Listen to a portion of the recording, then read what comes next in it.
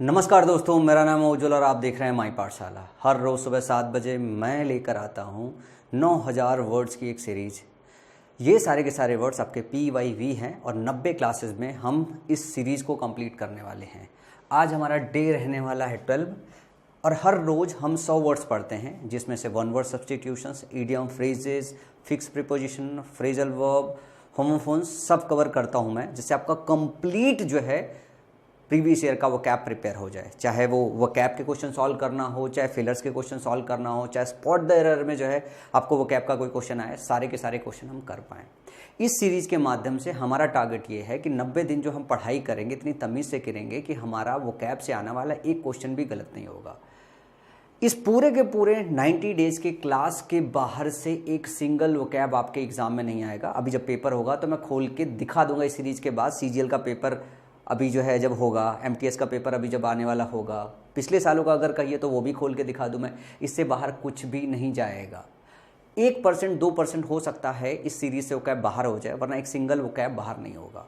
तो as usual चलो फटाफट स्टार्ट करते हैं आज के डे में। आज हम 100 वर्ड्स जो है कवर करेंगे, लेकिन क्लास स्टार्ट करने से पहले छोटी छोटी 1-2 चर्चाएं हैं जो कर ले, उसके बाद मूव करेंगे। थोड़ी चीज़ समझना भी बहुत ज़रूरी है।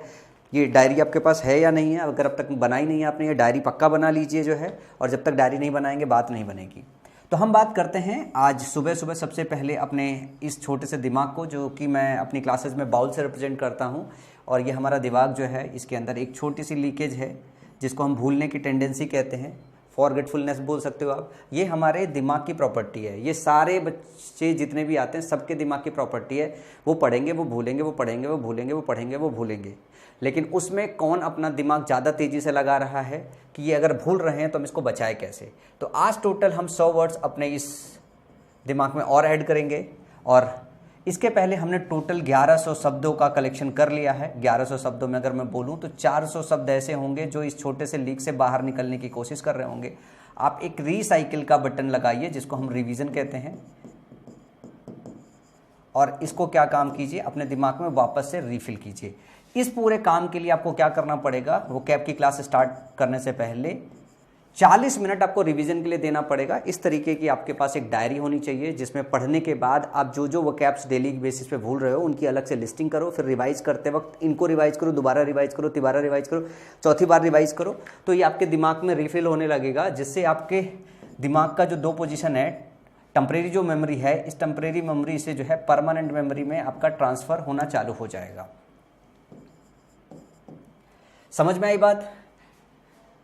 अब इस 400 शब्दों का भी अगर बाइफर्केशन करें तो इसमें तकरीबन 200 शब्द ऐसे होंगे जो आपने इतनी बार पढ़ लिया है कि वो याद हो रहे होंगे, भूल भी रहे होंगे, याद हो भी रहे होंगे। सबसे ज़्यादा मेहनत 200 शब्दों में हो रहा होगा।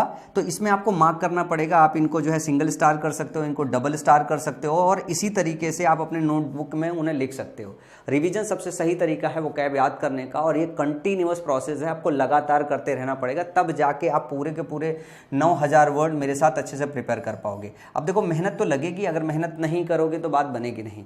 अगर 40 मिनट अगर आपने रिवाइज कर लिया है तो अब मेरी वीडियो को 1.25x पे लगा के 40-45 मिनट देखो। आइडली ये 50 मिनट की होती है, 40 मिनट में आप इसे ख़त्म कर दोगे। जहां समझ में आता है कि आपके काम की चीज़ नहीं, उसको स्किप कर दो या 1.25x पे लगा लो, और फिर कान में लीड लगा के बस सुनते रहो कि मैं क्या बोल रहा हूँ।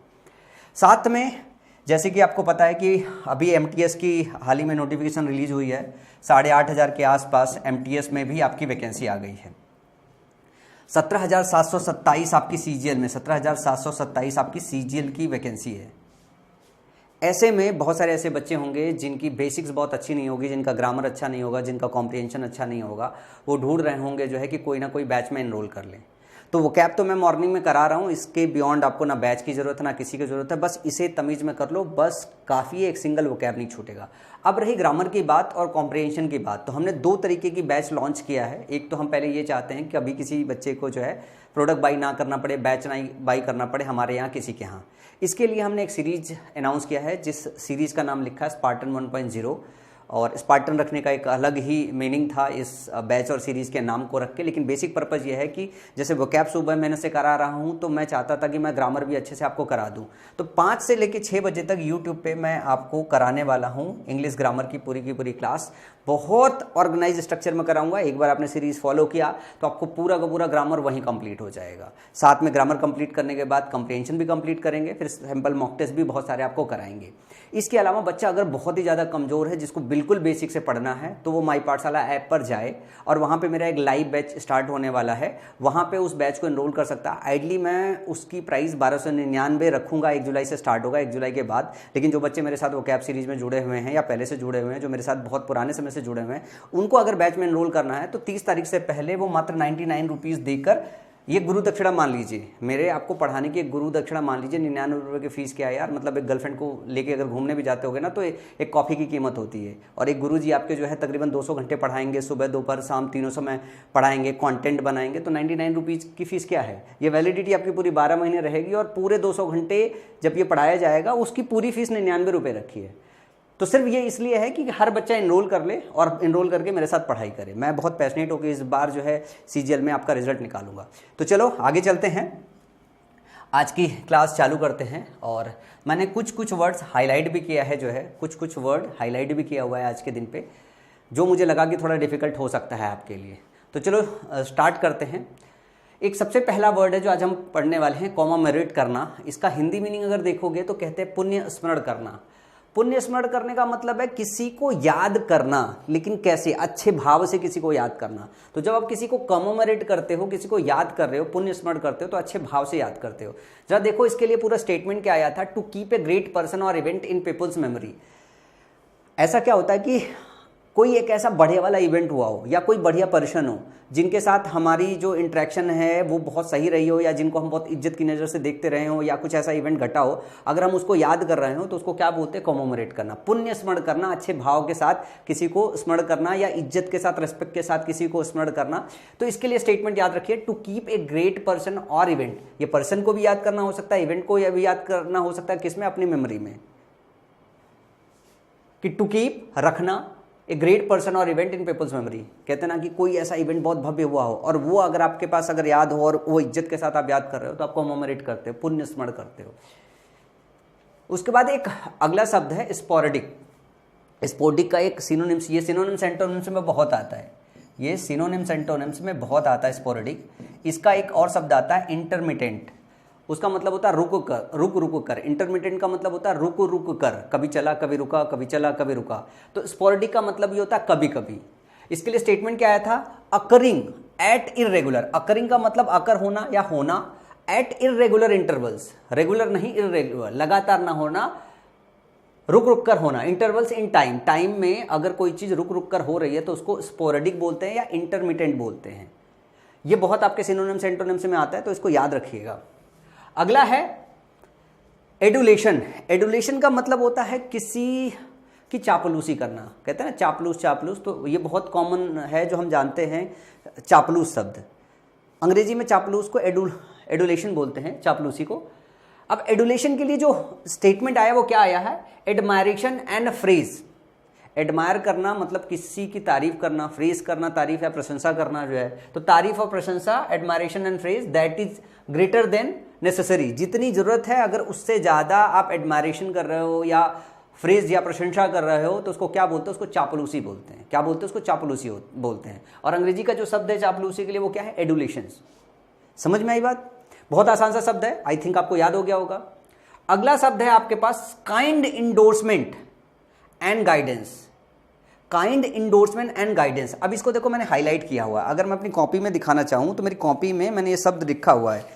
इंडोर्समेंट का मतलब होता है पब्लिक सपोर्ट। इंडोर्समेंट का मतलब होता है, ये शायद वाइट है तो दिखेगा नहीं, ये मैंने पूरा का पूरा बना रखा था अपने समय में, मतलब ऐसे ऐसे नोट्स बनाता था कि कौन सी चीज़ें याद करने में थोड़ा मुश्किल होती। तो इंडोर्समेंट शब्द मेरे को जो है समझ में नहीं आता था। इंडोर्समेंट का मतलब होता है public support, public support and guidance. Public support and guidance को क्या बोलते हैं, एजीज बोलते हैं या पैट्रोनेज बोलते हैं। पैट्रोनेज का मतलब संरक्षण होता है, एजीज का मतलब संरक्षण होता है।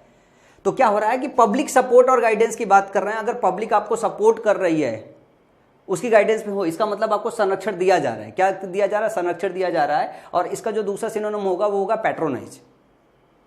ये भी आता है आपके एग्जाम में, तो इंडोर्समेंट भी याद रखिएगा। इंडोर्समेंट का मतलब होता है पब्लिक सपोर्ट। चलो आगे चले। To agree to something. To agree to something, किसी चीज पर एग्री होना, इसको क्या बोलते हैं? इसको बोलते हैं एक्सेप्ट करना, असेंट करना। और देखो एक और इसके साथ आता है, ये वोकैब में आपको अलग से पढ़ाया जाता है। जब आप वर्ब का चैप्टर पढ़ोगे, वर्ब बेसिक का चैप्टर पढ़ोगे ग्रामर में, तब भी आपको पढ़ाया जाएगा। जब होमोफोन्स पढ़ोगे तभी भी आपको पढ़ाएगा। वन वर्ड में भी दिया हुआ है असेंट। असेंट का मतलब होता है सहमत होना। असेंट का क्या मतलब होता है? सहमत होना, सहमत होना। इसमें देखो सीखने वाली एक और बात है, एक और शब्द आता है ASCENT, असेंट।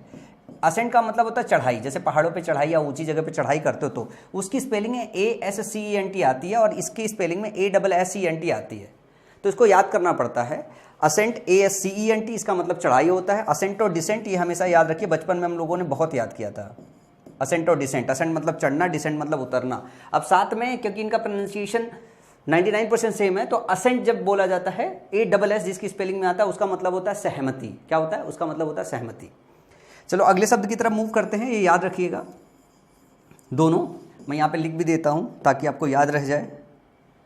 दूसरा, ये सहमति के साथ अगर मैं लिख दूँ, यहाँ पे खाली जगह है ASCENT। इस असेंट का मतलब होता है चढ़ाई, ऊंचाई पर चढ़ाई, चढ़ाई। हिंदी भी सही से लिखने नहीं आ रहा है, चलो दोबारा से लिखते चढ़ाई। अब लिख दिया। हिंदी माध्यम का बच्चा हूँ यार, इतना तो मतलब भूले भटके भी सही कर लूँगा। सही चढ़ाई सही लिखा है, ठीक है। अब बोला है ए body of persons, A body of persons. यहाँ जो बॉडी है ये ह्यूमन बॉडी की बात नहीं हो रही है, ये एक यूनिट की बात हो रही है। किसकी बात हो रही है? यूनिट की बात हो रही है या ग्रुप की बात हो रही है। तो a body of persons appointed to hear evidence and give their verdicts in trials. देखो जैसे हम जूरी की बात करते हैं तो आप सीधे जूरी समझ लो, स्टेटमेंट सुनने के साथ साथ सीधा जूरी समझ लो। जूरी क्या होते हैं? लोगों का एक ग्रुप होता है जिसके सामने एविडेंस को प्रोड्यूस किया जाता है। वो एविडेंस को सुनता है और सुनने के बाद जो क्रिमिनल होता है वो डिसाइड करती है जूरी कि भाई ये बंदा गिल्टी है या गिल्टी नहीं है। तो जूरी हमारे इधर जजों के समूह को बोलते हैं। कई सारे होते हैं, जैसे जज बोलते हैं, इंडिविजुअल जज हो गए, ठीक है ना। तो उन पूरे मतलब 5-6 लोग अगर हैं मेंबर्स मिल के बैठे में तो उसको कंप्लीट को जूरी बोलते हैं। तो ये ग्रुप होता है, जजों के ग्रुप को जूरी बोलते हैं, यूं कह दो। अगला है a situation that stops activity from progressing. एक ऐसी सिचुएशन जो स्टॉप कर जाए प्रोग्रेस करना, उसको बोलते हैं बॉटलनेक होना। हाइंडर एक शब्द और आता है, ये आपको सिनोनिम्स एंटोनिम्स में भी देखने को मिलेगा। और इसका एक शब्द HINDER है, इसका मतलब बाधा होता है। बॉटलनेक का मतलब अवरोध, हाइंडर का मतलब बाधा। ऑब्स्टिकल का मतलब भी बाधा होता है, वो भी इसका सिनोनिम में हो जाएगा। तो 3 शब्द याद रख सकते हो अवरोध या बाधा के लिए, बॉटलनेक, हिंडर और ऑब्स्टिकल। ये ज़्यादातर जो शब्द है ये आपको सिनोनिम्स एंटोनिम्स में देखने को मिलेगा, लेकिन कई बार क्या होता है वन वर्ड में भी पूछ दिया जाता है। और ये वन वर्ड में पूछा गया है कि एक ऐसी सिचुएशन जो स्टॉप करती है आगे जाने की एक्टिविटी को, उसको बोलते हैं अवरोध या बॉटलनेक बोलते हैं।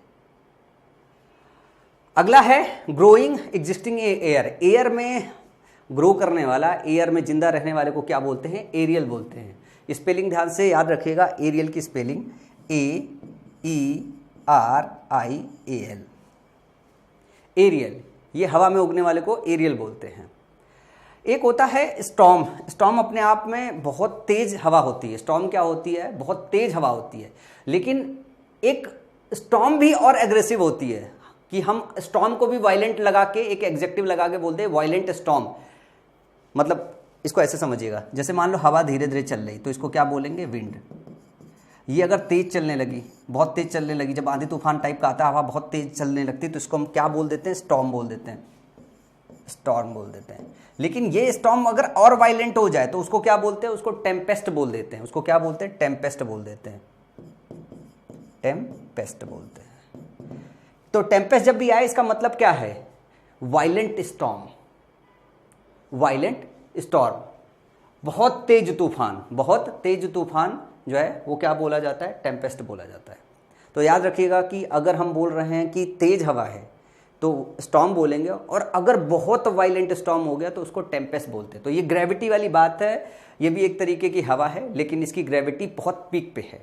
मतलब वो इतना ज़्यादा पीक पे है कि सब उखाड़ के, जला के, मार मुर के सब निपटा देगी। तो टेम्पेस्ट का मतलब ये होता है कि बस सब समूल विनाशी होगा, बस सब तूफान एक तरफ से चला जा रहा है, काया पलट वाला सीन हो जाएगा। अगला है एक बहुत सिंपल सा है, इन्वेस्टिगेशन। मुझे लगता है जांच पड़ताल सब लोग अच्छे से जानते हो इन्वेस्टिगेशन का क्या मतलब है, ये भी आपके एग्जाम में आया था। केयरफुल और थोरो इंक्वायरी, केयरफुल हो और थोरो इंक्वायरी को क्या बोलते हैं, इन्वेस्टिगेशन। फ़ोन बज गया, फ़ोन आइडली में साइलेंट रखता हूँ, तो मैंने फ़ोन किया साइलेंट। अब आगे चलेंगे अपन लोग। शोइंग प्रिजुडिस, प्रिजुडिस शब्द मेरे को इतना याद रहता है 2015 का, जैसे लग रहा है जैसे ये खुशी है, ये सदमा नहीं है। कई बार सदमे वाले शब्द याद आते हैं, ये खुशी है। उसमें एक शब्द और आया था, ऑन फुट और बाई फुट। ये मेरे एग्जाम में आज भी मेरे को याद है, जिसको मैं गलत किया आया था कि ऑन फुट लिखते हैं या बाई फुट लिखते हैं। पैदल चलने को क्या बोलते हैं, ऑन फुट या बाई फुट? पैदल यात्रा करते हैं। नीचे कमेंट सेक्शन में बताइएगा, इसको मैं पढ़ाऊंगा प्रीपोजिशन के चैप्टर में आपको। आप मुझे कमेंट सेक्शन में बताइएगा ऑन फुट लिखते हैं बाई फुट लिखते हैं। तो शोइंग प्रिजुडिस, प्रिजुडिस का मतलब इंक्लिनेशन होता है कि झुकाव होता है। शोइंग प्रिजुडिस मतलब झुकाव शो करना on the grounds of person age, किसी के एज के हिसाब से एक तरीके का झुकाव होना, किसी के एज के हिसाब से एक तरीके का झुकाव होना, वो बोला जाता है एजिस्ट। और ये एज का मतलब ये हो गया कि वो एज छोटी एज भी हो सकती है, बड़ी भी हो सकती है। तो जब ये स्टेटमेंट आता है कि पर्सन से एज के हिसाब से, मतलब उसके ओल्ड एज के हिसाब से होता है। और जब एजिस्ट हम बोलते हैं तो वो वृद्धों को जो है उचित व्यवहार नहीं करता, अनुचित व्यवहार करता, उसका इंक्लिनेशन वृद्धों के प्रति सही नहीं है। क्या है, जो लोग एजिस्ट होते हैं उनका जो व्यवहार होता है वो बूढ़े लोगों के प्रति सही नहीं होता है, बूढ़े लोगों के प्रति सही नहीं रहता है। बूढ़े लोगों के प्रति अनुचित व्यवहार करने वाले को एजिस्ट बोलते हैं। जो ज़्यादा एज वाले लोगों के साथ सही व्यवहार नहीं करते हैं उनको एजिस्ट बोलते हैं। अगला है हमारा, a legal agreement by which a person borrows money from A bank usually two by a house. देखो ये बहुत टेक्निकल स्टेटमेंट दिया हुआ है, ये टेक्निकल स्टेटमेंट दिया हुआ है। क्या पूछ रहा है, लोन देने का नहीं, इस लीगल एग्रीमेंट का नाम पूछ रहा है। ए लीगल एग्रीमेंट, उस लीगल एग्रीमेंट को क्या बोलते हैं, बाई विच, जिसके द्वारा ए पर्सन बारोज, एक पर्सन बारो करता है पैसा फ्रॉम ए बैंक, कहां से, बैंक से, usually two by a house, घर लेने के लिए। तो जब आप लोन लेते हो, होम लोन लेते हो, समझना, जब आप होम लोन लेते हो तो होम लोन में एक आप लीगल टर्म साइन करते हो। क्या लिखते साइन करते हो, एक लीगल टर्म साइन करते हो। उस लीगल टर्म में होता क्या है, बैंक आपको पैसा देता है, बैंक आपको पैसा देता है और आप किसी और आदमी को वो पैसा दे देते हो और वो घर ले लेते हो। और बैंक क्या काम करता है, ये घर खुद के पास गिरवी रख लेता है और ये बोलता है कि ये घर कहने के लिए तो आपका है, लेकिन पेपर पे ये हमारा है, दिखेगा आपका, लेकिन एक्चुअली हमारा, इस पे आपका कोई अधिकार नहीं है। 3 EMI अगर एक बार जो है आप पे नहीं कर पाओगे, लगातार आप डिफॉल्ट कर जाओगे, तो इसको बेचने का हक पूरा मुझे है। आप रह सकते हो, बाहर चिल्ला सकते हो, दुनिया को छलावे में दिखा सकते हो, पर एक्चुअली इस प्रॉपर्टी का ओनर कौन होता है, बैंक होता है। तो ये जो प्रॉपर्टी होती है वो इसके पास क्या रहती है, गिरवी रहती है उस पैसे के एवज में जो बैंक ने आपको पैसा दिया है, बाहर दिखता है आपको है। तो ये प्रॉपर्टी इसके पास जो रहती है, वो जो लीगल टर्म साइन करते हैं, जो लीगल एग्रीमेंट होता है, उसको बोलते हैं मॉर्टगेज करना। क्या बोलते हैं, उसको बोलते हैं मॉर्टगेज करना। क्या बोलते हैं, मॉर्टगेज करना। 2 तरीके का लोन है, एक ये लीगल टर्म हो गया जिसमें आप होम लोन लेते हो और प्रॉपर्टी देते हो। दूसरा ये है कि आपका घर आपके पास है, आपने किसी को देके पैसे ले रखा है, अब आपको पैसे की रिक्वायरमेंट है और आप बैंक से गए हो, आपने बोला मेरे को पैसे दे दो, तो बैंक बोलता है कि भैया क्या गिरवी रखोगे, क्या गिरवी रखोगे, तो आप बोलते हो भैया मेरा घर है, इसके पेपर गिरवी रख लो, तो वो उसे मॉर्टगेज करता है, फिर देन आपको जो है पैसे देता है। तो मॉर्टगेज का मतलब होता है गिरवी रखना, पैसे के बदले में किसी चीज को गिरवी रखना, गिरवी रखना। और ये जो लीगल एग्रीमेंट होम लोन के दौरान जो साइन होता है, होम लोन के दौरान जो साइन होता है बैंक से, उस लीगल एग्रीमेंट को मॉर्टगेज बोलते हैं। हिंदी छोड़ दो रेड, गिरवी, मॉर्टगेज का मतलब होता है गिरवी। समझ में आई बात? आई होप आप इस मॉर्टगेज को समझ गए होंगे। ये सबसे पहले मुझे कब पता चला था, मेरे को याद है आज भी, 2005-2006 का अपना सबसे बुरा वक्त, जिस वक्त अपने पास पैसे नहीं थे, रैंक बनाने के बावजूद भी बैंकों के चक्कर काट रहे थे। जब बैंक के पास जा रहे थे तो बैंक बोल रहा था कि भैया क्या मॉर्टगेज करोगे, क्या मॉर्टगेज करोगे, पर क्या गिरवी रखोगे। तो पहली बार वो टर्म हमने सुना था, मॉर्टगेज। अगला है ईगर एंड चीयरफुल रेडीनेस। कहते हैं जब ईगर मतलब उत्सुकता के साथ अगर आप रेडी हो, रेडीनेस का मतलब आप रेडी हो या तत्पर हो, तो अगर आप उत्सुकता के साथ, मुस्कुराहट के साथ अगर रेडी हो किसी चीज को करने के लिए, तो उसको क्या बोलते हैं? एलाक्रिटी बोलते हैं। क्या बोलते हैं? एलाक्रिटी। स्पेलिंग याद रखिए, ALACRITY, एलाक्रिटी। इसका मतलब होता है तत्परता, मतलब किसी काम के लिए बहुत उत्सुक हो काम करने के लिए। इसको याद रखो, इसको सिनोनिम्स में आएगा एलाक्रिटी के, उसमें ईगर भी इसका सिनोनिम्स हो जाएगा और रेडीनेस भी इसका सिनोनिम्स हो जाएगा। इसके सिनोनिम्स की बात करें तो ये भी इसका सिनोनिम्स होगा और इसका ये भी सिनोनिम्स होगा। अगला देखते हैं, clustered together but not coherent. Cluster together का मतलब एक साथ, क्लस्टर एक साथ जुड़ा हुआ है लेकिन कोहेरेंट ना हो, एक ये शब्द है, मैं आपको होमवर्क देता हूं, इसको ना गूगल करके आइए, मैं जानबूझ के इसे छोड़ रहा हूं। आप इसको ऐसे मान लीजिए कि मुझे नहीं आता है, आपको मेरे को बताना है कि कोहेरेंट का मतलब क्या है। एग्लोमेरेटिव होता है, संगठित होता है, एक तरफ से इकट्ठा होना है। तो कोहेरेंट सबका मतलब बताइए। इसको नीचे मैं इसको अगली क्लास में चर्चा करूंगा, ये इंपॉर्टेंट लिखिएगा, मैं इसको अगली क्लास में दोबारा चर्चा करूंगा। पहले कोहेरेंट को एक बार आप गूगल कीजिएगा। अच्छा, मैं एक और चीज़ यहाँ से सिखा देता हूँ। जैसे मान लो कि अपन मॉक टेस्ट दे रहे हैं, ये आपको आना चाहिए तरीका। ये होमवर्क ले लो इसी काम के लिए, अगली क्लास में वापस डिस्कस करेंगे इसको। कि जैसे मान लो कोई चीज़ आपको नहीं, अच्छा चलो लाइव करके दिखा देता हूँ। जैसे मेरे पास मोबाइल है, आपके पास भी मोबाइल होगा, तो जब भी इस तरीके की कोई चीज़ ना आए, आपके पास गूगल खुला होना चाहिए। आपको क्या लिखने आना चाहिए, मैं आपको बताता हूँ। सब लोग अपना फ़ोन खोल लो और मेरे साथ लिखो कोहेरेंट। फिर मीनिंग डालना आप हिंदी। इसमें दो बातें आती है, अगर आपको इसका प्रोनाउंसिएशन आ रहा है तो ठीक है, नहीं प्रोनाउंसिएशन आ रहा है तो आप यूँ करोगे कोहेरेंट। तो आप ना इस तरीके के प्रोनाउंसिएशन को बिल्ड कर सकते हो, लेकिन मैं थोड़ा अपने गांव वाला हूं तो मैं वो टोन छोड़ना नहीं चाहता हूं, क्योंकि उसमें मैं आपको कनेक्ट कर पाऊंगा, ठीक है ना। तो जब कोहेरेंट आएगा तो इसमें दो तरीके की मीनिंग आती है, एक इंग्लिश की मीनिंग आती है, एक हिंदी की मीनिंग आती है। तो मैं अपने साथ इंग्लिश की मीनिंग भी पढ़ता था और हिंदी की मीनिंग भी पढ़ता था।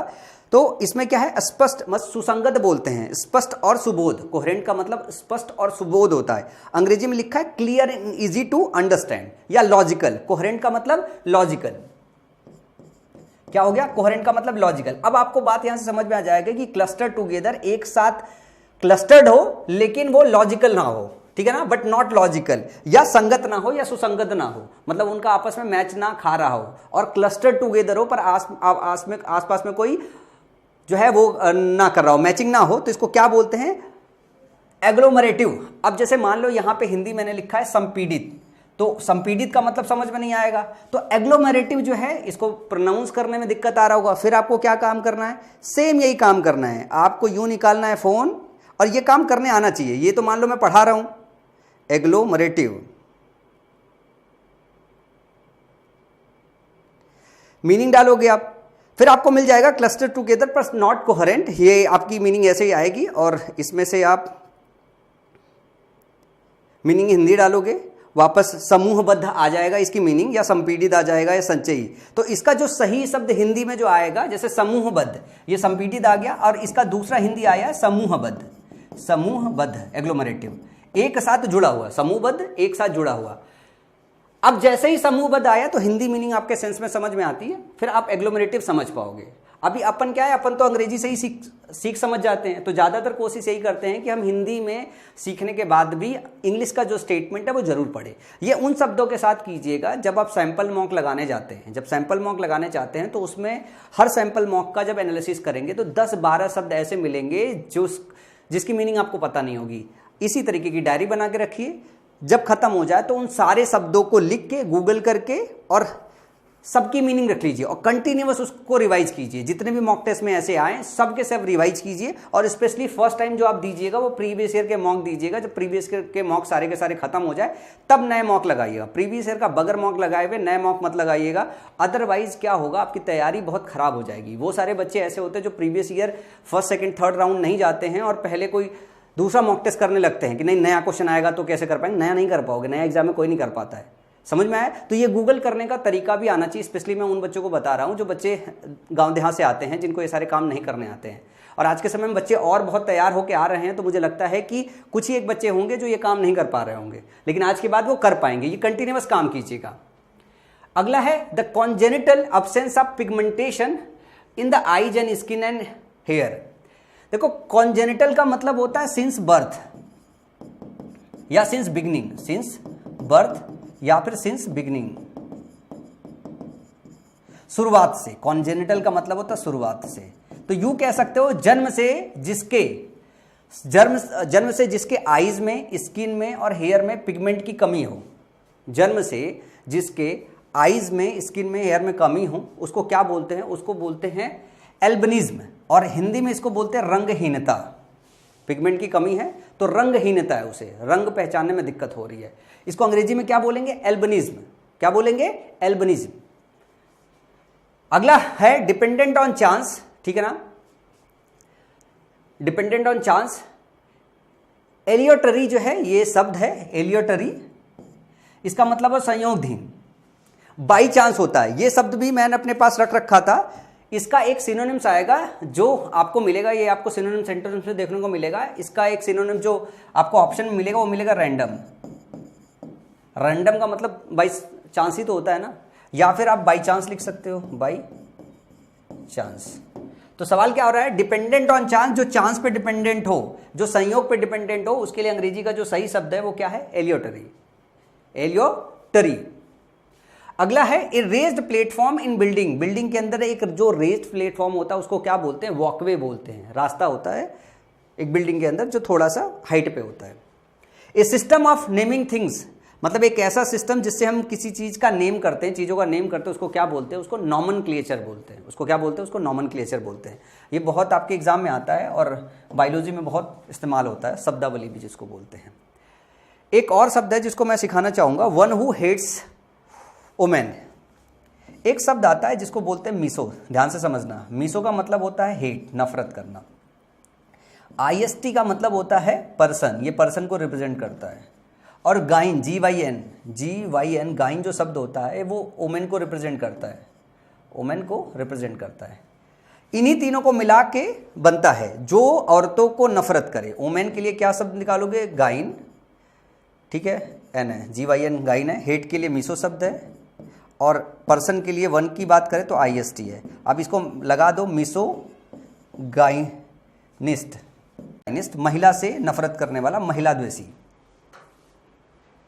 अगला है able to use right hand and left hand equally. एक ऐसा बंदा जो बाएं और दाएं हाथ दोनों को एक साथ इस्तेमाल कर सके। 3 इडियट देखा है, उसका प्रोफेसर याद है जो अपने दोनों हाथों को एकदम सेम स्पीड से इस्तेमाल करता था।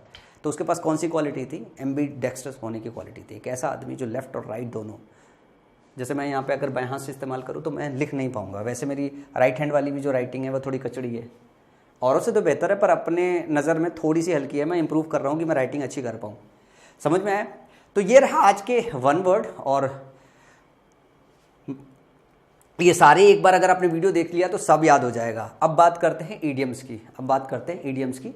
ईडियम्स आज के आसान हैं, 2-3-4 बार आपको रिवाइज करने पड़ेंगे, और एक बार अगर आपने रिवाइज कर लिया तो सब याद हो जाएंगे। सबसे पहला है fall a back. Fall a back का मतलब होता है पीछे हटना, टू टर्न और move back. Fall a back, ये पहला है आज का। फॉल ए बैक का मतलब होता है पीछे हटना। He yelled for his men to fall a back. Yell का मतलब होता है डांटना, डपकाना। एल का मतलब होता है डांटना। उसने डांटा अपने आदमियों को फॉल बैक होने के लिए, क्योंकि वो पीछे हट गए। पीछे हटने के लिए उसने अपने आदमियों को डांटा। ये सेंटेंस की मीनिंग है। अब जरा ध्यान से देखें, we offered her a perfectly good job and she turned her nose up at it. कई बार इधर से सीखते हैं, इधर से सीख के वापस आते हैं। वी ऑफर्ड हमने उसे ऑफर किया ए परफेक्टली गुड जॉब, हमने उसे एक अच्छी जॉब ऑफर किया। And she turned her nose, और उसने अपनी नाक दिखा दी। He turned her nose up at it, उसने अपनी नाक दिखा दी इस पर। इसका मतलब सीधे सीधे समझ में आ रहा होगा कि उसने मना कर दिया। तो टर्न्ड हर नोज का मतलब क्या होता है? मना करना, मना करना, इनकार करना, मना करना, इनकार करना, ठीक है ना। और नकार देना, और ऐसे भी नहीं कि बहुत रिस्पेक्टफुल होकर नकार देना, ऐसे करके जैसे ना लड़कियां ऐसे ना करके निकलती, वो वाले ही सीन है कि मना तो किया जा रहा है। टर्न्ड हर नोज, इसका मतलब उसने मना किया, नकार दिया, लेकिन वैसे एटीट्यूड में आके नकारना। तो टर्न्ड हर नोज का मतलब होता है एटीट्यूड में आके नकारना। अगला देखते हैं, success has never turned her head, she is still the same simple unaffected girl she always was. जो सफलता है उसने कभी उसका जो सर है ना वो टर्न नहीं किया। She never turn her head, she is still the same simple girl, वो अभी भी वही लड़की है जो हमेशा हुआ करती थी, जो हमेशा हुआ करती थी वही है। इसका मतलब है success has never turn, success ने उसे अभी भी नहीं बदला, सक्सेस ने उसे अभी भी नहीं बदला। तो टर्न वंस हेड का मतलब होता है घमंडी बढ़ जाना, और यहां पे बात हो रही है कि success has never turn, success से उसने नहीं बदला, मतलब उसे घमंडी नहीं बनाया, उसे घमंडी नहीं बनाया। तो इसका मतलब क्या है, घमंडी बनना न बनना। टर्न वंस हेड, अपना जो हेड है टर्न करने का मतलब है घमंडी बनना या ना बनना। अगर पॉजिटिव सेंस में इस्तेमाल हुआ तो बनना हो गया, अगर नहीं नेगेटिव वर्ड्स के साथ इस्तेमाल है तो ना बनने के सेंस में इस्तेमाल हो गया। तो टर्न वन नोज क्या हुआ, नकार देना। टर्न्स वंस हेड जो है क्या हो गया, टर्न्स वंस हेड का मतलब हो गया कि घमंडी होना। अगला जो है, When I missed the last bus home, I was left high and dry. Left high and dry का मतलब होता है बेसहाय छूट जाना। Left high and dry ये बहुत बार आया है, 100 दफ़ा से ज़्यादा पूछा जा चुका है आपके एग्जाम में। Left high and dry इसका मतलब होता है असहाय छूट जाना, असहाय छूट जाना, असहाय छूट जाना, असहाय छोड़ देना, असहाय छूट जाना। Neglected, to leave someone helpless, किसी को मतलब बदहाली में छोड़ देना, बदहाली में छूट जाना। अगला इडियम है losing my job taught me never to take anything for granted. Losing my job, मैं अपना जॉब, जैसे मेरे से जॉब छूटा, ठीक है ना, लूजिंग माई जॉब टॉट, मेरा जॉब जो छूटना है उसने क्या मुझे सिखाया, taught me never to take anything, किसी चीज़ को ग्रांटेड नहीं लेना चाहिए, किसी चीज़ को ऑब्वियस नहीं ले लेना चाहिए, किसी चीज़ को सच नहीं मान लेना चाहिए बगैर जांच पड़ताल के। तो टेक फॉर ग्रांटेड का मतलब है तथ्य रूप में मान लेना, किसी चीज को एक्सेप्ट कर लेना, एकदम रेडिली, तुरंत एक्सेप्ट कर लेना। To presuppose as certainly is to, ठीक है ना, मतलब क्या होता है कि किसी चीज को इंक्वायर किए बगैर, जैसे मान लो कोई बात आई, आपने टेक फॉर ग्रांटेड ले लिया, मान लिया, सच इंक्वायर नहीं किया है। तो टेक फॉर ग्रांटेड का मतलब होता है सच मान लेना, एकदम तुरंत ही रेडी हो जाना किसी बात के लिए, ना इंक्वायरी करना ना कुछ करना। तो टेक फॉर ग्रांटेड इस्तेमाल इस सेंस में होता है। अगला चलते हैं, मिन्स मैटर्स दिया हुआ है। मिन्स मैटर का मतलब होता है तथ्यों को स्पष्ट रूप से ना बताना, to confuse issues, to mix facts. Statement से देखो, स्टेटमेंट से बहुत सही समझ में आता है, सी इज नॉट स्ट्रेट फॉरवर्ड, वो स्ट्रेट फॉरवर्ड नहीं है इन हर स्पीच, अपने स्पीच में मिन्स मैटर्स मतलब वो मतलब घालमेल करती है। तो मिन्स मैटर करने का मतलब घालमेल करना है, इसको ऐसे याद रखो, याद हो जाएगा। मिन्स मैटर का मतलब घालमेल करना, सही से बात ना करना, सही से तथ्यों को ना बताना।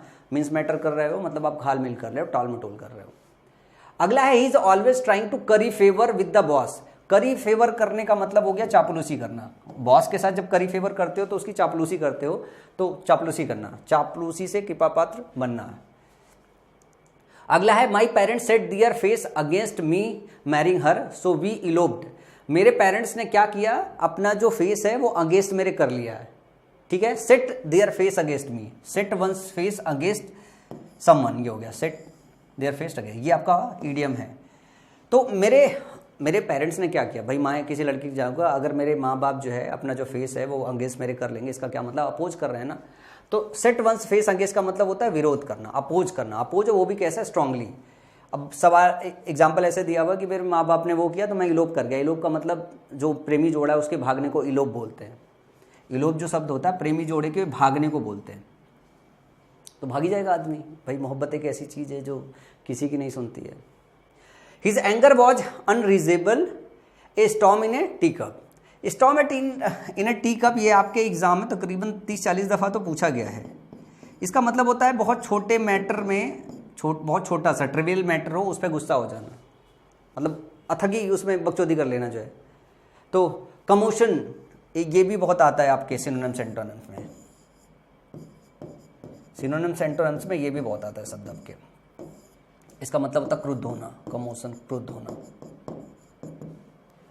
ओवर ए ट्रिवियल मैटर, ठीक है ना, वरी होना, एंग्री होना बहुत छोटे से मैटर में। तो ध्यान रखिएगा, storm in a tea cup इस सेंस में आता है। अगला है, पुटिंग वंस फुट डाउन, दृढ़तापूर्वक विरोध करना। पुटिंग वंस फुट डाउन के लिए आता है asserting one's authority, take a firm stand. When she started borrowing my clothes without asking, जब उसने जो है बगैर मेरे से पूछे मेरा कपड़ा उधार लेना चालू कर लिया, बारो करना चालू है। I had to put my foot down, मतलब मुझे अपना फुट डाउन करना पड़ा। अब जब ये I had to put my foot down ना, तो पुट माई फुट डाउन जो इस्तेमाल होता है वो विरोध करने के लिए होता है, स्ट्रांगली विरोध करने के लिए होता है।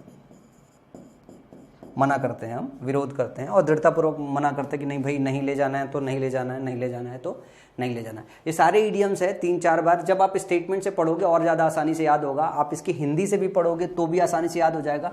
लेकिन मेक श्योर आप सेंटेंसेस जरूर पढ़ो। सेंटेंसेस जब आप पढ़ोगे तो 2 तरीके से आपके एग्जाम में ये आते हैं इडियम्स। कई बार आपको डायरेक्टली इसके ऑप्शंस 1, 2, 3, 4 दे देगा, कई बार ऐसे दे देगा और यहाँ पे नीचे जो है ऐसे अंडरलाइन कर देगा, फिर ऑप्शन दे देगा कि आप इसकी मीनिंग बताओ, इस इडियम की मीनिंग बताओ। तो जब सेंटेंसेस के फॉर्म में आता है तो मीनिंग बताना ज़्यादा आसान रहता है, जब डायरेक्ट आता है तो गलती होने के चांसेस ज़्यादा रहते हैं। तो आप दोनों तरीकों से इसे याद करके रखो ताकि आपको एग्जाम में कभी कोई परेशानी ना हो।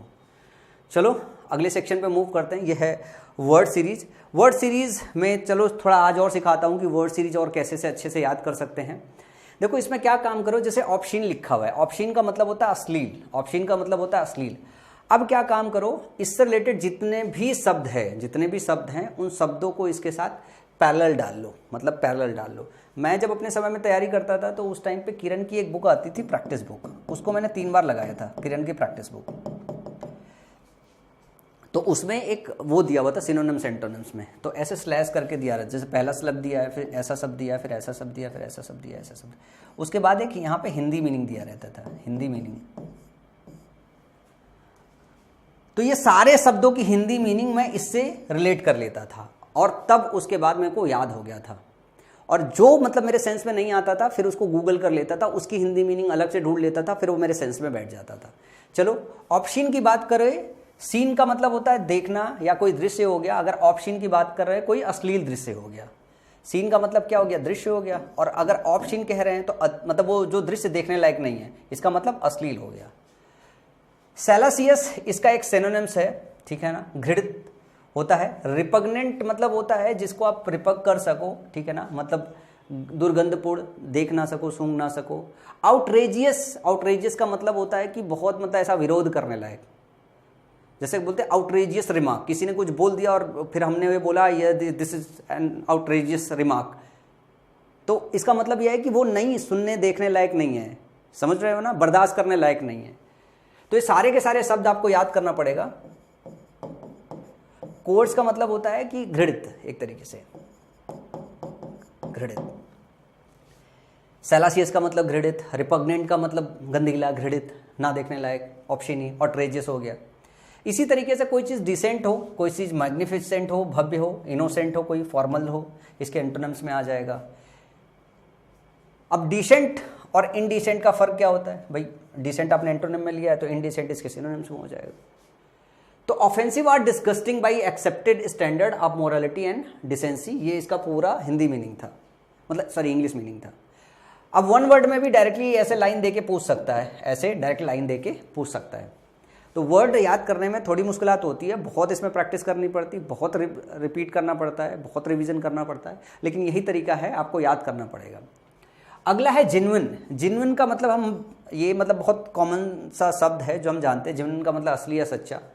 हम इसको रियल बोल सकते हैं, लेजिटिमेटेड बोल सकते हैं और बोनाफाइड बोल सकते हैं या ऑथेंटिक बोल सकते हैं। तो इसमें रियल सब लोग जानते हैं, लेजिटिमेट सब जानते हैं। जैसे आपने बोलते हैं ना कि लेजिटिमेट सन है या नहीं है, कई बार आप मूवी देख रहे होते हैं तो लेजिटिमेट सन की बात होती है, मतलब असली है कि नहीं है, जेन्युइन पैदा है, डीएनए मैच कर रहा है कि नहीं कर रहा है। बोनाफाइड, बोनाफाइड का भी मतलब जेन्युइन होता है, सच होता है। अब इसके एंटोनिम्स की बात करें तो एक शब्द पे मैं आपका ध्यान लेके जाना चाहूँगा, कई बार आपके ये सिनोनिम्स एंटोनिम्स में आया, काउंटरफीट। काउंटरफीट करेंसी जब इस्तेमाल होता है ना तो काउंटरफीट करेंसी के लिए इस्तेमाल होता है, नकली करेंसी, काउंटरफीट करेंसी। तो काउंटरफीट का मतलब होता है नकली, नकली, समझ में आए। डूबियस का मतलब होता है डाउटफुल, और जो डाउटफुल है मतलब वो असली नहीं है, क्योंकि उस पर डाउट है, मतलब वो जेन्युइन नहीं है, तो इसका एंटोनिम हो जाएगा। डूबियस का मतलब होता है डाउटफुल, डूबियस का मतलब होता है डाउटफुल, मतलब ये जेन्युइन का अपोजिट हो जाएगा। इसके बाद अगर बात करें, अगला है इटर्नल। इटर्नल का मतलब है जो अनंत काल तक चले। ये बहुत बड़े शब्द हैं, इसमें से बड़े सारे शब्द आते हैं। इटर्नल आपके एग्जाम में आता है सिनोनिम्स एंटोनिम्स में। एवरलास्टिंग आता है जो हमेशा रहे, इमोर्टल जो कभी मरे ही ना, पेरेनियल सदाबहार जिसको बोलते हैं, सदाबहार, सदाबहार। कोई चीज़ सीजिंग जो बंद हो जाए, बंद हो सके, मतलब हमेशा ना रहे, या इफेमेरल, ये इसके एंटोनिम हो जाएंगे। तो ये शब्द याद रखिएगा। इमॉर्टल शब्द आपके एग्जाम में आएगा, परनेरियर आएगा, एवरलास्टिंग शब्द बहुत आपके एग्जाम में आता है, और परपेचुअल शब्द बहुत आता है आपके एग्जाम में। ये सब ऐसी चीज़ है जो हमेशा रहने वाली चीज़ है। अनंत, शाश्वत, इटर्नल, इमॉर्टल, ये सारे के सारे शब्द हैं। अगला है फ्लेबरगास्टेड। फ्लेबरगास्टेड, फ्लेबरगास्टेड, ये स्पेलिंग भी याद रखिएगा। फ्लेबरगास्टेड की स्पेलिंग भी याद रखिएगा। इसका मतलब होता है हक्का बक्का हो जाना। FLA, flavour, BBER, गास्टेड, GASTED। तो ये रिदम के साथ स्पेलिंग जाती है, पर बड़ी स्पेलिंग है तो आपके उसमें आता है। फ्लेबरगास्टेड का डम्ब फाउंड एक और आता है। डम्ब पाउंड, डम कहते हैं ना, तुम डम्ब हो क्या, डम्ब हो, तो वो याद रखो। डम फाउंडेड, डम फाउंडेड का मतलब ये हो गया कि आप अचंभित हो गए हो, आप एस्टोनिश हो गए हो, ठीक है, सरप्राइज हो गए हो। बैफल्ड हो गए, बैफल्ड शब्द है जिसका मतलब हक्का बक्का होना है। परप्लेक्स्ड हो गए, परप्लेक्स का मतलब कंफ्यूज होना होता है। ये किसके लिए इस्तेमाल होता है? कंफ्यूज होना, कंफ्यूज होना। एस्टोनिश जो शब्द होता है इसका मतलब भी अचंभित होना होता है। स्टार्टल्ड और इसका मतलब अचंभित होना होता है। अचंभित होना, अचंभित होना, हक्का बक्का रहना, अचंभित रहना, चौंक जाना, ये सारे के सारे इसके सिनोनिम्स होंगे। क्लियर हो, विविड का मतलब क्लियर ही होता है। ओरिएंटेड, क्लियर, विविड, ये सारे के सारे इसके एंटोनिम आ जाएंगे। अगला बात करें, डूबियस का मतलब हो गया डाउटफुल, संशयात्मक। आर्गुएबल, फिशी, हेजिटेंट और डूबियस। डूबियस यहाँ ऊपर लिखा हुआ है, डूबियस यहाँ पे भी डाल सकते हो। इसके अलावा इसके एंटोनिम की बात करें तो लाइकली हो सकता है, डिटरमाइंड हो सकता है, अपेरेंट हो सकता है। क्या हो सकता है? ये सारे के सारे डाउटफुल नहीं है, ये संशय है, विदाउट संशय है, ठीक है। ये सारे के सारे शब्द, जैसे आर्गुएबल, आर्गुएबल का मतलब क्या है? जिसपे आर्गू हो सके। डाउटफुल होगा तभी तो आर्गू होगा ना, डाउटफुल नहीं होगा तो कैसे आर्गू होगा? संशय होगा तभी तो आर्गू करोगे ना, नहीं तो कैसे करोगे? फिशी महसूस हो रहा है, हेजिटेंट हो रहे हो आप। चलो अगले शब्द की तरफ मूव करते हैं। अगला शब्द है एंटीपैथी। एंटीपैथी का मतलब घृणा। मैंने लास्ट क्लासेस में बताया था कि एंटीपैथी अलग से पढ़ेंगे अपन। एनिमोसिटी, एंटीपैथी, इन सबका मतलब घृणा। एवर्जन मतलब हेटर्ड होता है, और हेटर्ड तो दिया हुआ है। डिस्कस्ट मतलब घृणा और डिसलाइक करना। तो ये सारे के सारे जो है एनिमोसिटी, एवर्जन, हेटर्ड, डिस्कस्ट और एंटीपैथी, ये सारे के सारे शब्द आप याद रखो। सारे के सारे शब्द आप याद रखो। अगला शब्द है रेसिंड, RESCIND, रेसिंड। इसका मतलब होता है कैंसिल करना, रिपील करना। रिपील करने का मतलब होता है कैंसिल करना। इसका मतलब ध्यान रखना, ये बहुत आता है रिपील शब्द आपके एग्जाम में। रिपील बहुत आएगा आपके एग्जाम में। रिवोक करना मतलब मना कर देना, रद्द कर देना, ये सब रद्द करने से लगता है। रिट्रैक्ट कर देना। एबोलिश, एबोलिश मतलब खत्म कर देना, डिसमेंटल कर देना। मेंटल करना, डिसमेंटल करना। ये शब्द आप देखोगे ना, जब आप कभी वो मूवीज़ देखोगे, रोबोट्स वगैरह वाली मूवीज़ देखोगे, तो उसमें वो सारा का सारा डिसमेंटल किया जाता है। सारा का सारा डिसमेंटल किया जाता है। उसके सारे के सारे हाथ पाँव ये सब हटा के अलग कर दिए जाते हैं। तो वो सारा का सारा रद्द कर दिया जाता है, प्रोजेक्ट डिसमेंटल कर दिया जाता है। मेटिकुलस शब्द आपके एग्जाम में बहुत आता है, ठीक है। मेटिकुलस का मतलब होता है कि बहुत सतर्क बंदा, ठीक है ना, अवगुण ढूंढने वाला। अति सतर्क बोलते हैं मेटिकुलस को, ठीक है। मेटिकुलस को अति सतर्क बोलते हैं, बहुत केयरफुल। कॉशियस बोलते हैं, स्क्रपलस बोलते हैं, कॉन्साइंटियस बोलते हैं, पेन स्टेकिंग बोलते हैं। ये इसके सारे सिनोनिम्स है, ठीक है ना। एक ऐसा बंदा जो बहुत ही ज़्यादा सतर्क हो, बहुत ही ज़्यादा मेटिकुलस हो, मतलब बहुत सतर्क हो, अवगुण ढूंढने में माहिर हो। Showing great attention to detail, very careful and precise. तो केयरफुल सिनोनिम्स है, कॉशियस है, स्क्रपलस है। इसका मतलब होता है चालाक, चतुर। चालाक, चतुर। भाई अगर कोई चतुर आदमी है तो छोटी छोटी बात पर भी तो ध्यान रखेगा। कॉन्साइंटियस का मतलब होता है बहुत ज़्यादा, मतलब बुद्धि वाला आदमी, बहुत ज़्यादा बुद्धि वाला आदमी, विवेक वाला बहुत आदमी जो है। पेन स्टेकिंग मतलब हो गया कि बहुत ज़्यादा जो पेन लेता है किसी काम को करने में, बहुत ज़्यादा जो पेन लेता है किसी को काम करने में। इसका मतलब है कि हर छोटी छोटी ग्रैनुअल डिटेल्स पे भी ध्यान रखता है। तो ये आपको शब्द याद रखना पड़ेगा। मेटिकुलस का मतलब होता है अति सतर्क। इसके अपोजिट में अगर हम बात करें तो नेग्लिजेंट बोल सकते हैं, इम्प्रिसाइज बोल सकते हैं, ठीक है। ये शब्द याद रखिएगा, इम्प्रिसाइज और नेग्लिजेंट। इम्प्रिसाइज होना मतलब नेग्लिजेंट होना। अगला शब्द है एक्रोनिम। एक्रोनिम हम बोलते हैं ना कि एक्रोनिम एक संक्षिप्त रूप होता है। एन एब्रीविएशन, ये एब्रीविएशन इसका क्या हो जाएगा, ये इसका सिनोनिम्स हो जाएगा। An abbreviation formed from the initial letter of other words and pronounce as a word. क्या होता है, एक्रोनिम हम तब बनाते हैं, ध्यान से देखना। An abbreviation formed from the initial letter of other words and pronounce as a word. जैसे एक शब्द हो गया, दूसरा शब्द हो गया, फिर तीसरा शब्द हो गया, फिर चौथा शब्द हो गया, उसके बाद इन शब्दों से हमने एक एक शब्द निकाल लिया, फिर एक शब्द बना लिया, इस शब्द को हम एक्रोनिम बोलते हैं। समझ में आया? दूसरे शब्दों के लेटर्स निकाल के एक शब्द बनाना और वो जो शब्द बनता है उसको एक्रोनिम बोलते हैं। A word from the initial letter of the words, cipher करना बोलते हैं, कंपोजिशन बोल सकते हैं, एब्रीविएशन बोल सकते हैं एक्रोनिम को। इसके एंटोनिम में एक्सप्लिकेशन बोल सकते हैं।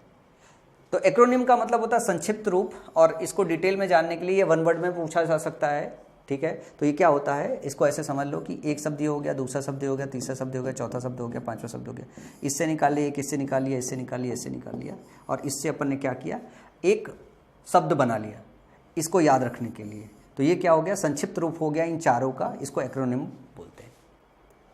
आगे देखते हैं इंडिग्नेशन। इंडिग्नेशन का मतलब क्रोध होता है। इंडिग्नेशन का मतलब होता है क्रोध होता है, हेटेड बोलोगे इसको। इंडिग्नेशन का मतलब क्रोध, आक्रोश, एनॉयंस, ठीक है ना, प्रोवोकेशन, एंगर। तो एग्जापरेशन भी एक बहुत सही शब्द है। पिक्यूस जो शब्द है ये भी याद रखना। रेज, रेज का मतलब गुस्सा, फरी का मतलब गुस्सा है। ये सारे शब्द याद रखिएगा। एग्जापरेशन क्रोध होता है इसका मतलब, एंगर का मतलब क्रोध होता है। अब ऐसे याद रख लो, इंडिग्नेशन का मतलब एंगर होता है, एग्जापरेशन का मतलब एंगर होता है, फरी का मतलब एंगर होता है, पेक्यू का मतलब एंगर होता है, रेज का मतलब एंगर होता है। मैं इसको ऐसे याद पकड़ करता हूँ, कभी हिंदी से पकड़, कभी, क्योंकि एंगर एक ऐसी चीज़ है जो मुझे याद है, मुझे और आपको सबको याद है। एंगर, एंगर का मतलब क्रोध होता है। तो आप ऐसे देख लो कि इंडिग्नेशन का मतलब एंगर होता है, एग्जापरेशन का मतलब एंगर होता है, फरी का मतलब एंगर होता है, पेक्यू का मतलब एंगर होता है, रेज का मतलब एंगर होता है। सारे वर्ड याद हो जाएंगे, सारे के सारे वर्ड्स याद हो जाएंगे इसी से। और 3-4 बार इसको आपको पढ़ना पड़ेगा कि इंडिग्नेशन का मतलब एंगर, एग्जापरेशन का मतलब एंगर, फरी का मतलब एंगर, पीक्यू का मतलब एंगर, और रेज का मतलब एंगर होता है। सारे के सारे शब्द आपको याद हो जाएंगे। एनॉयंस का मतलब, प्रोवोकेशन का मतलब जो है प्रोवोक करना, किसी को उकसा रहे हो, किसी को एनॉय कर रहे हो, उकसा कर रहे हो, ठीक है। तो एनॉयंस हो गया, प्रोवोकेशन हो गया, इन सब का मतलब जो होता है वो एंगर से रिलेटेड होता है। आगे चलते हैं, आगे हमारा फ्रेजल वर्ब आ गया। अब हम कैच ऑन की बात करेंगे। कैच ऑन का मतलब होता है to understand, to become popular, लोकप्रिय होना, और अंडरस्टैंड के लिए भी आता है। Work hard if you want to catch on the syllabus,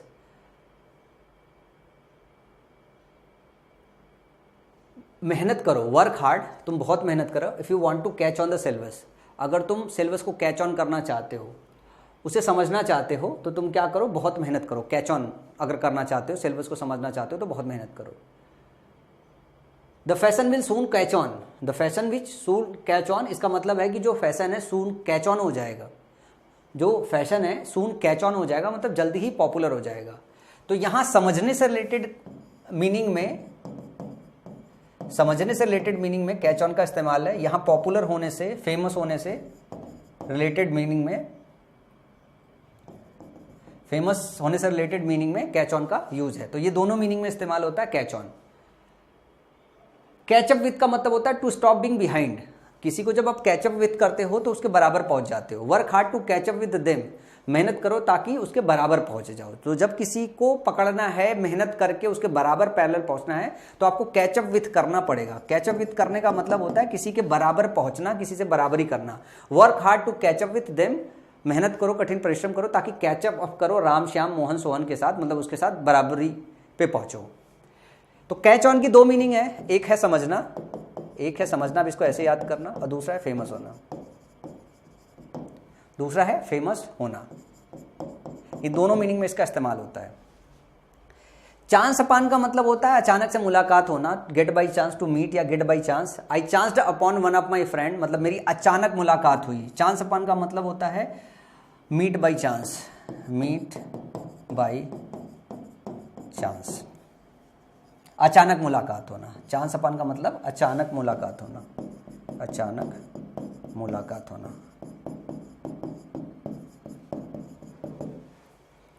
clear of का मतलब टू फ्री फ्रॉम ब्लेम, किसी को क्लियर ऑफ कर रहे हो इसका मतलब उसको ब्लेम से मुक्त कर रहे हो। He was cleared of by the जज के द्वारा वो क्लियर ऑफ कर लिया गया, इसका मतलब वो ब्लेम से छोड़ दिया गया है, उसे एक्विट कर दिया गया। क्लियर ऑफ का मतलब वो होता है एक्विट करना, ब्लेम से बरी करना, आरोप को मुक्त करना।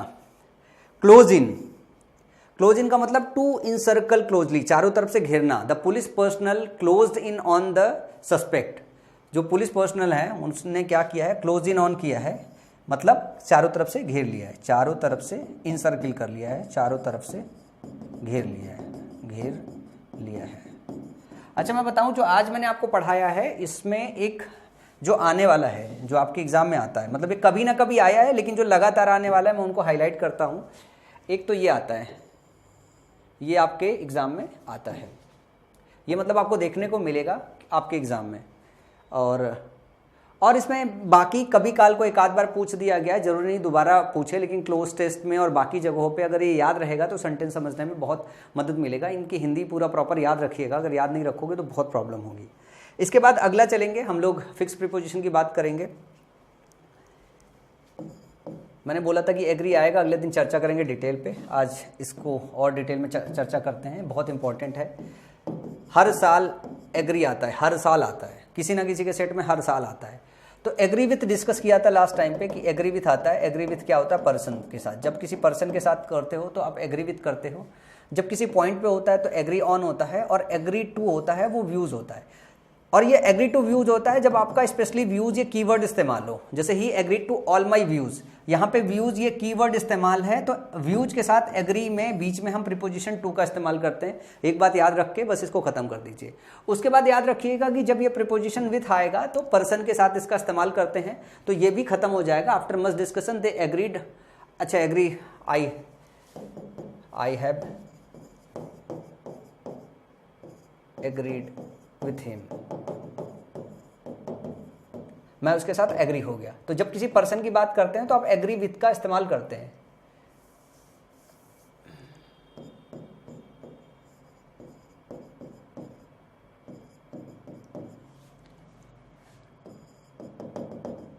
एग्रीड, ठीक है। अच्छा एग्रीड लिखा था स्पेलिंग में, रुक जाना यार भाई, रुक जाओ, बोर्ड साथ नहीं दे रहा है ये चीज। जब हम पर्सन की बात करेंगे स्पेशली तो हम क्या करेंगे, विथ लगाएंगे। लेकिन जब हम किसी पॉइंट पे डिस्कशन कर रहे हो, after much discussion they agreed on the terms of the partnership, यहाँ पे हम कुछ पॉइंटर्स लिख रहे हैं, किसी पॉइंट्स पे एग्री करने की बात कर रहे हैं, तो एग्री के साथ हम ऑन लगा रहे हैं, ठीक है। अब आगे चलिए अपन, इसके बाद तीन और पढ़ने अपने को। एक है अटोन। अटोन अपने साथ हमेशा फॉर लेता है, और जब ये फॉर लेता है, अटोन का मतलब होता है प्रायश्चित करना, प्रायश्चित करना। अटोन का मतलब होता है प्रायश्चित करना। तो ये क्या है, किसी फॉल्ट या सिन, सिन मतलब पाप, सिन मतलब पाप, किसी गलती या किसी पाप के लिए जब अटोन करते हो तो जो प्रीपोजिशन अटोन लेता है अपने साथ वो फॉर आता है। जैसे the Hindus go to the Ganga to atone for their sins, जो हिंदू है वो गंगा नदी जाते हैं स्नान करने के लिए ताकि वो अपने पाप को धो सके। तो यहाँ पे अटोन अपने साथ हमेशा फॉर लेता है। इसके बाद एक और आता है एफ्लिक्टेड विथ। जब आप एफ्लिक्टेड विथ होते हो तो अफ्लिक्ट मतलब भरा होना, अफ्लिक्ट मतलब भरा होना या ग्रसित होना, भरा होना या ग्रसित होना, भरा होना या ग्रसित होना। ये डिजीज से, प्रॉब्लम से या मेंटल ट्रबल से हो सकते हो आप, किसी चीज से भी आप ग्रसित हो सकते हो, जिसके लिए हम अफ्लिक्टेड वर्ब का इस्तेमाल करेंगे। तो इसके साथ जो प्रीपोजिशन लाते हैं वो विथ लाते हैं। India is afflicted with extreme poverty, जो इंडिया है वो एक्सट्रीम पॉवर्टी से ग्रसित है। तो जब हम अफ्लिक्टेड लाएंगे कि हम ग्रसित हैं, तो इसके साथ जो प्रीपोजिशन लेते हैं हम वो विथ लेते हैं, इसके साथ जो प्रीपोजिशन लेते हैं वो विथ लेते हैं। ये बस आपको याद रखना है। अब उसके बाद है अलाउंस फॉर। हम अलाउ फॉर करते हैं, मतलब परमिशन देते हैं किसी को। अलाउंस फॉर, अलाउंस अपने साथ फॉर लेता है या अलाउ अपने साथ फॉर लेता है, इसका मतलब होता है परमिशन देना। Always make allowance for the mistakes, ठीक है ना।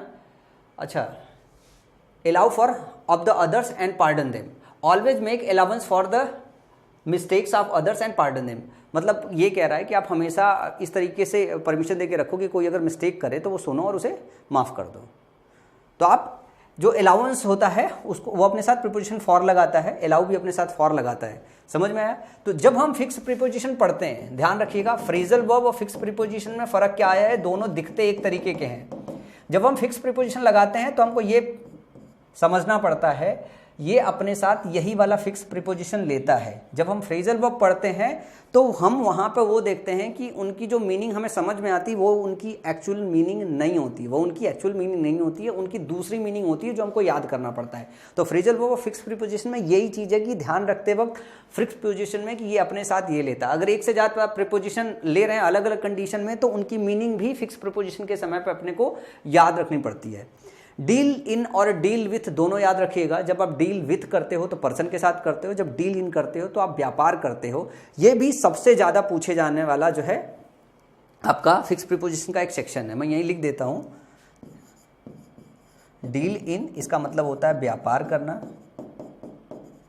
I deal in rice, I deal in education, मतलब मैं राइस का व्यापार करता हूँ, मैं एजुकेशन में डील करता हूँ, डील इन करता हूँ, ठीक है। और डील एजुकेशन का व्यापार करता हूँ ऐसा बोलूँ तो बड़ा ख़राब लगता है, लेकिन अंग्रेजी में अगर मैं बोलूँ आई डील इन एजुकेशन तो इसका मतलब है कि मेरी जो कार है, जो मेरा काम है वो एजुकेशन का है, या मेरा जो दुकान चलता है वो राइस से रिलेटेड है।